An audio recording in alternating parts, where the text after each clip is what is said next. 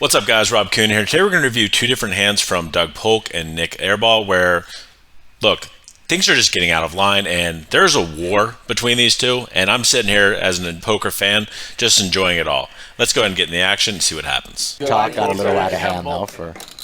Blinds are 200, 400, 800 with 400 big blind ante, and Doug makes it 2,000 under the gun, too. Couple minutes there. So great. But we love Terrace. He plays the biggest of games here regularly. It's completely unfair, no matter how well you play. You think you can get Terrace to slam a beer on stream? And I love it. Maybe. Very unpredictable. Bad idea? Probably. It could be, yeah. Just like that. Just like that, exactly. Nik Airball, no fear at all. The entire table decides to call, and Nik Airball with the ace deuce decides to 3-bet to 17,000. Definitely not a combo you want to do it with. You know, if you want to 3-bet a hand like ace-10 suited, ace-jack suited, some king-queen suited, stuff like that, that actually beats some of the calling range behind when you have 4 players left to act. This is reasonable. You don't want to have a deuce in your hand. Yes, having an ace is good. Having deuce in your hand is bad. Squeezes with the ace deuce. Doug with the ace-9 suited. Perhaps thinking about a 4-bet here. Deep down inside, he wants to play a big one with Nik, and here we go. 52,000. Everybody else is going to clear the way. Doug takes little time before deciding to make it 3x or 52,000 after the 3-bet of 17,000 with ace-9 suited, and this is reasonable. It's not particularly a hand that you really want to do it with. You definitely want to do it with your suited aces, but more so like hands like ace-jack suited or ace-10 suited, maybe some ace-queen off type of hands that at least block some of the 3-betting range. That ace-9 suited, it's not a bad combo or anything to do this with. In the action, folds around to Nik. Let's see what he does. Nik versus Doug.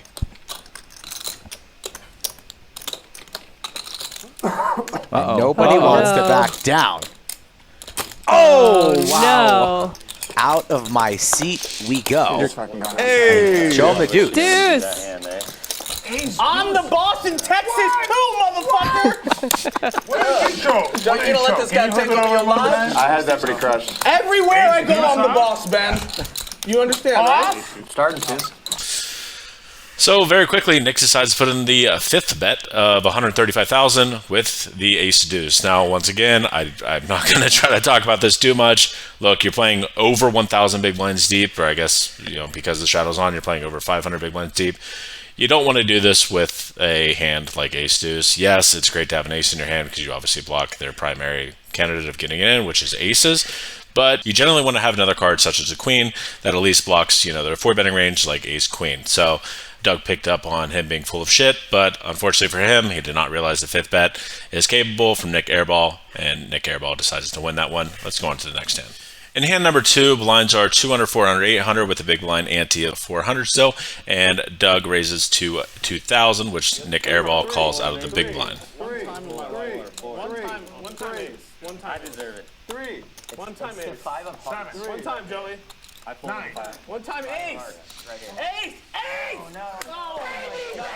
Nik, being very quiet as he always is, starts celebrating because the ace hits the flop. Now, if you don't understand why he's celebrating, let me give you a little context. They're playing a game called the tip game, where the person in, you know, they each pick a card, and if that card comes in the window, then they win a certain amount of money. In this case, I think it was 15,000 from like 3 different players, so he wins 45,000. That's why he's celebrating.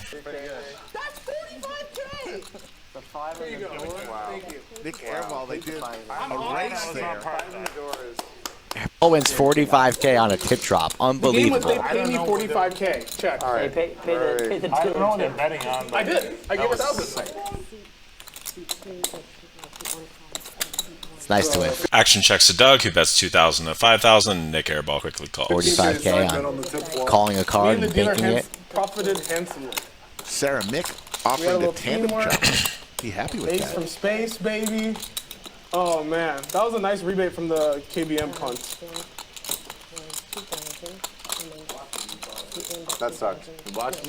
Now, I have to explain the graphics here because they're incorrect. Doug bets 10,000 and 9,000, which is actually a bit on the small side. He's supposed to bet something around 250% pot, but whatever, overbet is still going to, accomplish what he wants. He wants to get, hands like 5x to fold, 6x to fold. he has a pretty big range advantage. The board, even though it doesn't show it here, is ace 5-6. The turn being a king, he has obviously all the ace kings, where Nick doesn't really have those hands very often, and recognizes this and goes for the overbet. And Nick promptly calls. Mac, what do you want? That's especially brutal for you, though. Because you had the 5. That's so- When they showed the 5, it was pure bliss for me. All right. Now's the perfect Why? time. Because he's dead. How is he dead? One of his Dead outs is. is gone. Like, he's just dead. The other cards can I have take a pocket queen. 5s, and the 5 shows in the first card. Oh, it could come king 10. If these 2 cards are king and a 10, I win. I didn't realize that. Oh! I didn't even consider that. Yeah, I didn't think about it now. 9th or king. I need 2 9th or kings. So I had another, like, what is that? 25, 69, like 15%. But he has to win with it, or no? All right, I'll explain what happened real quick for the chat. People are confused, so just follow with me here real quick. Tip drop on the dealer change. In high-stakes games, usually players don't tip after each and every hand. When the dealer comes in, they do a tip drop. This is an 8-handed game, so an ace through an 8. And on the card on the left-hand side on the flop determines who tips the dealer. It's usually $300-400 for their 2 or 3 hour down. But the players decided to have an extra bet on the side, $5K apiece. So they tipped the dealer the $500, whatever it is, but it was $5K for them to hit their card. Nick's in the 1 seat. The ace fell. He won the side wager, won $45K right there. Let's go! Let's go! What up? What up? Oh, coming down the Texas! I play real crazy! Time to fall top pair! Let's fucking go! Let's fucking go! God. And this is just good old poker, isn't it? With the river being 29,000, Doug decides to bet 42,000, and after a little bit of deliberation, Nik Airball decides to fold. He's actually supposed to call, but it's not going to be like the worst fold in the world or anything. And then Doug celebrates, which, to be fair, if Nick's going to celebrate after 5 betting you and stuff like that, then you should probably return the favor, because who doesn't love a little banter. Anyway, I hope you guys like this type of analysis. I'm actually in the works of playing in one of these games at the Lodge. I think I'm going to be playing something like next month. Perhaps March 11th is currently a date that's on the table. 5100, 100, 200, or whatever. I don't know, hopefully. But you'll see me down there hopefully soon, and hopefully we can do some reviews of my own hands. Anyway,